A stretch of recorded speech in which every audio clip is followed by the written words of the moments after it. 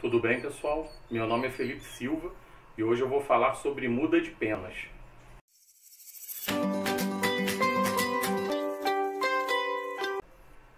Eu vou falar para vocês como que é o meu manejo neste período, logo após a reprodução. Então, assim que a gente termina o período de reprodução, geralmente ali entre final de fevereiro, março, no máximo até abril, né, aqui no Rio de Janeiro, como é mais quente do que outros estados, até no Nordeste o pessoal consegue esticar um pouquinho mais. Geralmente a gente consegue, né, a reprodução até abril ainda, maio já não é muito aconselhado, porque a gente precisa também de um período de descanso para a ave, né, que é o período de manutenção e preparação para a próxima temporada, que inicia em agosto, né, final de agosto, início de setembro, a gente já começa a reprodução, né, e ter alguns filhotes. Então, especificamente nesse período de muda, como que eu faço aqui com as aves? Né? O ideal é que todas entrem em muda mais ou menos no mesmo período de tempo. Então, como eu faço? Eu tiro as divisórias que separam as gaiolas, aqui como está improvisado, né? Falei para vocês que, como eu me mudei no final do ano, ainda não tive oportunidade de concluir aqui as instalações do criatório. Então, estão só com ganchos aqui na parede. Então, o que eu fiz? Separei mais as gaiolas, que estavam mais juntas, para poder conseguir passar, né, o galador de uma gaiola para outra. Eu afastei mais elas e tirei a divisória de PVC que eu uso para barreira visual, né, entre uma ave e outra. Uso aquelas placas de PVC cortadas aqui do tamanho da lateral. Então, nesse momento, o que nós fazemos? Tiramos essa divisória para as aves poderem se ver, né, que isso acaba quebrando um pouco a ordem delas, que acaba gerando nesse período de reprodução, né, de demarcação de território também, principalmente por causa dos machos. Mas as aves se vendo, elas esfriam e tem essa tendência, como já está no período certo, de entrar logo depois em muda. Então é o que eu costumo fazer: tiro a divisória, espero as aves começarem, né, a cair pena. Aqui eu já estou até com algumas já em muda, já tem umas aves aqui já terminando até a muda e outras estão começando, mas a tendência é que no mês todas elas acabem pelo menos iniciando. Para quem tem uma quantidade maior de aves, esse manejo acaba sendo um pouco mais fácil, né, que botando elas para se verem acaba agilizando isso. Quem não tem, o ideal tem ali uma ou duas só e não tem como fazer esse tipo de manejo, é tentar travar a ave para não ficar disputando canto, né, com outra e fazer essa ave esfriar, né? Ele tem que parar de ter ordem para poder esfriar, para entrar nesse período de muda. Geralmente, como é fisiológico, acontece de forma rápida. Tem como fazer isso também por choque nutricional, né, que não é muito aconselhado porque você causa estresse na ave. E esse período de muda é um período também de muita demanda, né, do organismo, tanto demanda energética quanto proteica também. Vou falar um pouquinho mais à frente sobre como que eu faço a alimentação também nesse período. Geralmente esse período, né, de muda costuma durar em torno de uns 30 dias, até a ave perder, né, as penas, crescerem as penas novas. E durante esse período eu mantenho assim cada um em uma gaiola. Logo após a empenação delas estarem completas, eu junto essas gaiolas, né? Aqui vai ficar difícil porque eu não estou com o sistema de prateleiras, e essas gaiolas têm a lateral removível. Então costumo juntar várias gaiolas uma ao lado da outra, porque a ave precisa exercitar bastante, né, depois desse período de muda, para a gente fazer preparar elas para o próximo período de reprodução. Mais para frente, né, eu vou tentar fazer os vídeos aqui justamente com o que eu estou fazendo de manejo na época, né, não vou falar de reprodução agora, que a gente está no período de muda, e também de manutenção não vou entrar em detalhes. Parte de manutenção da gaiola, eu costumo manter no período de muda a mesma alimentação que eu uso no período de reprodução, porque é um período também que a ave demanda bastante. Nesse período eu mantenho o mesmo trato do período de reprodução, então as aves continuam em gaiolas individuais, mesma alimentação, banho, continuo dando banho em torno de 2 a 3 vezes por semana, que isso é bem importante para ter o crescimento da pena bonita, manter a higiene tanto da pena quanto da pele da ave, né? Ter o crescimento dos canhões de forma correta e a ave fazer uma muda saudável nesse período.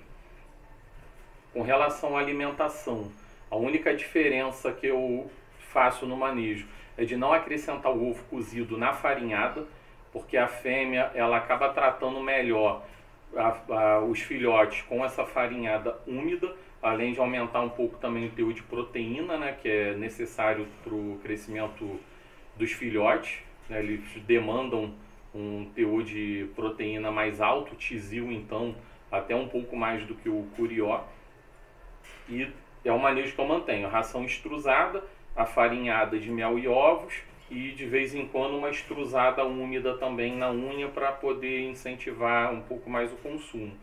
Porque nesse período de muda, a ave também tem uma demanda muito grande para o crescimento das penas, né, principalmente no período de crescimento. O canhão, né, das penas, né, a haste que vai desenvolver a pena, nesse período de muda, ele fica cheio de sangue. Então, a demanda da ave para poder gerar o crescimento dessas penas, manter essa produção elevada, né, do sangue que vai ser canalizado para esses canhões, ele é bem grande nesse período. Então a demanda tanto energética, proteica da ave nesse período é muito grande. Depois que a pena cresce, essa irrigação cessa. Tanto que quem cria psitacídeo, outros tipos de ave, quando você corta a pena, né, para limitar voo, ela não cresce mais. Depois que cessou a irrigação da pena, essa pena não cresce novamente. Então, se a ave quebrar o rabo numa vareta de gaiola ou qualquer coisa do tipo, essa pena não vai crescer de novo. Então, só quando ela cair, vai crescer uma nova pena depois, íntegra, com um tamanho normal. E ao acabar esse período de muda, né, nós vamos entrar no período de manutenção. Então, eu junto as aves todas numa gaiola só, né? Eu costumo separar por prateleiras, as minhas gaiolas soltam a lateral, então eu tiro as laterais, uno, faço um voador grande e separo por espécie. Geralmente o macho eu boto separado da fêmea, né? Pelo espaço ser um pouco mais reduzido, em viveiro dá até para manter o macho junto com a fêmea também. E esse manejo é muito interessante porque nós precisamos de sincronia na criação. Então eu tenho que ter tanto o macho quanto a fêmea aprontando praticamente no mesmo período de reprodução. Então quando chegar agosto tem que estar todo mundo pronto. Se eu mantiver o manejo errado nesse período de manutenção e muda, né, que a muda é onde vai começar a próxima temporada, eu preciso que eles façam a muda juntos para poder entrar todo mundo no período de manutenção junto e aprontar junto para a próxima temporada. O que acontece quando quebra essa sincronia? Às vezes a ave entra na muda no meio do período de reprodução. Já aconteceu comigo no início da criação, né, principalmente adquirindo ave nova, do macho entrar em muda, né, até por forçar muito ele. Geralmente em novembro, dezembro, começa a cair pena. E as fêmeas no auge botando um monte de ovo e jogando ovo fora branco, porque o macho ou está em muda, não está galando, ou logo após a muda ele pode até galar, mas não encher o ovo. Então precisa ter essa maturidade, né, depois da muda para poder a ave estar saudável para poder fazer essa cópula. Quando eu falei sobre alimentação, não sei se vocês repararam, mas eu não falei a parte de semente. Já tem aí mais ou menos uns 5 anos que eu não uso semente na criação. 2 motivos. O primeiro, nutricional, né, e o segundo, como eu crio, né, junto aqui de casa, no cômodo da casa, pela sujeira também que a semente proporciona. A criação com a extrusada, ela fica muito mais limpa. Mas sem sombra de dúvidas, a opção, né, em primeiro lugar, por causa da nutrição das aves. Por que eu estou falando isso? A semente, ela é muito pobre em vitaminas e aminoácidos, ela é rica demais em gordura. Bom, agora eu vou falar um pouco sobre os problemas de muda, né? Quais são os problemas que podem ocasionar uma má formação das penas. Esses problemas podem ser tanto nutricionais quanto de comportamentais, né, por estresse também, por acometimento de parasitas, né, geralmente ectoparasitas, e alguns outros problemas também que podem causar a coceira na ave, né, ela ficar se automutilando, puxando as penas.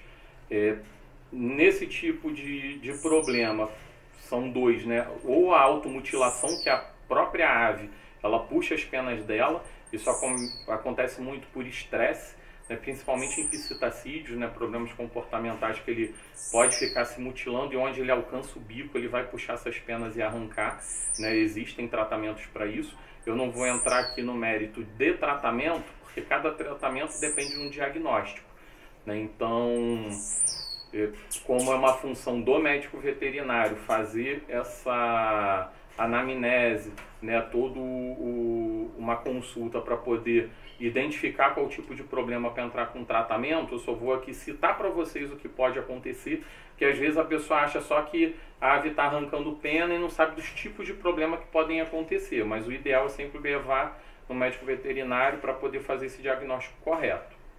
Com relação a parasitas, né, nos pássaros o que acontece mais é o acometimento de piolhos.